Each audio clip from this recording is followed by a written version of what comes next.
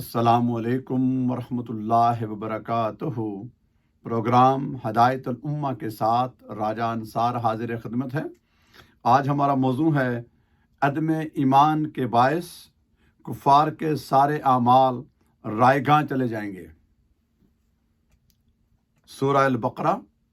آیت نمبر 217 ارشاد باری تعالیٰ ہے، اعوذ باللہ من الشیطان الرجیم، ومن یرتد منکم عن دینہ فیمت وہو کافر فاولئک حبطت اعمالہم فی الدنیا والآخرہ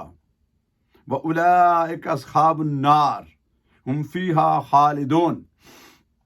اور تم میں سے جو شخص اپنے دین سے پھر جائے اور پھر وہ کافر ہی مرے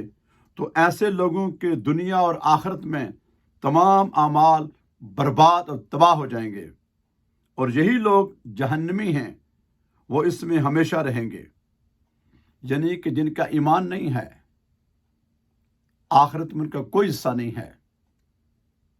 ان کے تمام اعمال، اگر دنیا میں کوئی نیک کام، چیریٹیز ہیں اور کام کرتے ہیں نا، ان کا آخرت میں کوئی حصہ نہیں ہے، وہ اپرووڈ نہیں ہے، قابل قبول نہیں ہے، آخرت میں کوئی حصہ نہیں۔ کیوں؟ شرط ہے ایمان لانے کی۔ پھر فرمایا سورہ آل عمران آیت نمبر 21-22، ان الذین یکفرون بآیات اللہ ویقتلون النبیین بغیر حق ویقتلون الذین یأمرون بالقسط من الناس فبشرہم بعذاب علیم اولئک الذین حبطت اعمالہم فی الدنیا والآخرہ وما لہم من ناصرین۔ یقیناً جو لوگ اللہ کی آیتوں کا انکار کرتے ہیں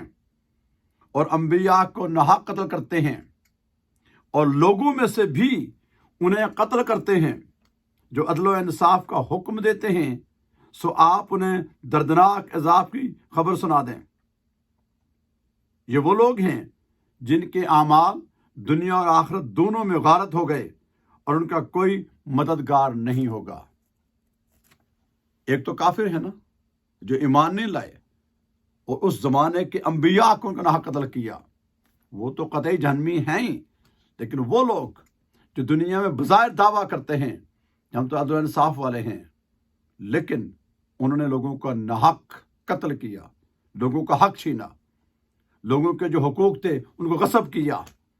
اور خواب غفلت میں ہو گئے، تو وہ یہ نہ سمجھیں کہ ہمارے پاس دولت آ گئی ہے،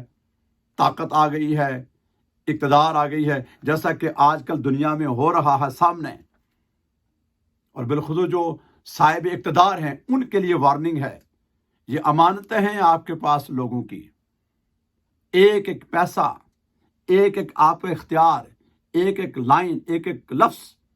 قلم سے جو لکھتے ہیں، جو آرڈر کرتے ہیں، جو آپ کو بندے دیے جاتے ہیں آپ کے ماتحت، ان سب کا حساب ہونا ہے، اور اس لمحے یہ حساب بہت سخت ہوگا۔ کافروں کی تو مشرکین کی بات اور ہے، لیکن جو ایمان لائے ہیں وہ لوگ بھی سن لیں بہت اچھی طرح، بالخصوص جو صاحب اختیار ہیں، جو دولت مند ہیں، جو طاقتور ہیں، جو وڈیرے ہیں، جو اپنے آپ کو یہ سمجھتے ہیں کہ ملکی وسائل اور یہ سب کچھ ہمارے لیے ہے، ان کا سخت ترین معاملہ ہے۔ دوسرے کے ساتھ حسن سلوک اور اس کا حق، اگر آپ اپنے گھر میں ہیں تو آپ کے بیوی بچے ہیں، ماں باپ ہیں، بہن بھائی ہیں، عزیز و اقارب ہیں، پڑوسی ہیں، آپ کے ماتحت جو لوگ ہیں، امپلائیز ہیں بالخصوص، اور امپلائی ہیں تو امپلائر ہیں، یہ تمام سلطنت ہے ہر بندے کی۔ مگر وہ لوگ جو ملکوں کے اوپر حاکم بنائے گئے ہیں، ان ملکی وسائل ہیں، ان کے لیے کڑا امتحان ہوگا، ایک ایک پیسے کا، ایک ایک لفظ کا، ایک ایک بیان کا، ایک ایک آرڈر کا، اور سخت ترین حساب میں اگر کوتاہی ہوئی تو وہ سخت خسارے میں ہے، وہاں کوئی مددگار نہیں ہوگا۔ پھر فرمایا سورہ مائدہ آیت نمبر 5، ومن یکفر بالایمان فقد حبطت عملہ وہو فی الآخرۃ من الخاسرین۔ اور جو شخص احکام الہی پر ایمان لانے سے انکار کرے تو اس کا سارا عمل برباد ہو گیا اور وہ آخرت میں بھی نقصان اٹھانے والوں میں سے ہوگا۔ یعنی اللہ کا حکم ہے، انکاری کی دو صورتیں ہیں نا، ایک تو اس نے مانا ہی نہیں ہے، وہ تو سرعام مجرم ہو گیا، چیپٹر اس کا الگ ہے، اور ایک جو بظاہر ایمان لایا ہے کہ ہاں جی میں تو مانتا ہوں، میں ایمان والا ہوں، میں اللہ کو مانتا ہوں، اللہ کے رسول کو مانتا ہوں، اس کے باوجود اگر ظلم زیادتی کرے گا جان بوجھ کر، جو چھوٹی موٹی خطائیں ہوتی ہیں نا، ہم نماز اسی لیے پڑھتے ہیں، تسبیحات اسی لیے پڑھتے ہیں، اللہ کے ساتھ سربت اسی لیے ہوتے ہیں کہ ہم سے خطائیں ہوتی ہیں چھوٹی موٹی انجانے میں، وہ معاف کرنے والا ہے، صدقہ خیرات اسی لیے دیتے ہیں۔ لیکن جو جان بوجھ کر ہم نے کسی کا نقصان کیا،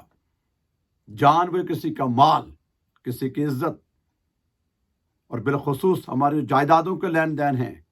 عزیز و اقارب کے درمیان، بہن بھائیوں کے درمیان، یہ چیزیں معاملات میں بہت سخت حساب کی ہیں۔ کسی کو دے دیا، معاف کیا تو آسانی ہے، مگر کسی کا لے لیا تھوڑی دیر کے لیے وہ ہو جائے گا، لیکن آخرت میں اس کا سخت خسارے میں ہے، اس ٹائم کوئی کسی کے کام نہیں آئے گا، صرف فقط اپنی ذات ہوگی، اللہ کی عدالت ہوگی، اور وہاں کوئی سفارش نہیں ہوگی، کوئی اف بٹ، کوئی زگ زاگ نہیں ہوگا، سارا کچھ سامنے ہوگا۔ اس وقت سے بچنے کے لیے آئیے عہد کرتے ہیں کہ اگر ہم سے جو تو ہمیں علم ہے ہم کسی کا حق دے دیں، اس سے دعا کریں کہ ہمیں توفیق دے، کسی کا اپنا چھینیں، اور جو علم میں نہیں ہے وہ معاف کر دیں، اور جس کا ہے وہ فوراً ادا کر دیں۔ وہ کسی کا ایک گالی کسی کو ہم نے دی ہے نا، اس کا بھی حساب سخت ہوگا۔ اللہ تعالیٰ ہم سب کا حامی و ناصر ہو اور سب کی حاضری قبول فرمائے۔ وما علینا الا البلاغ المبین۔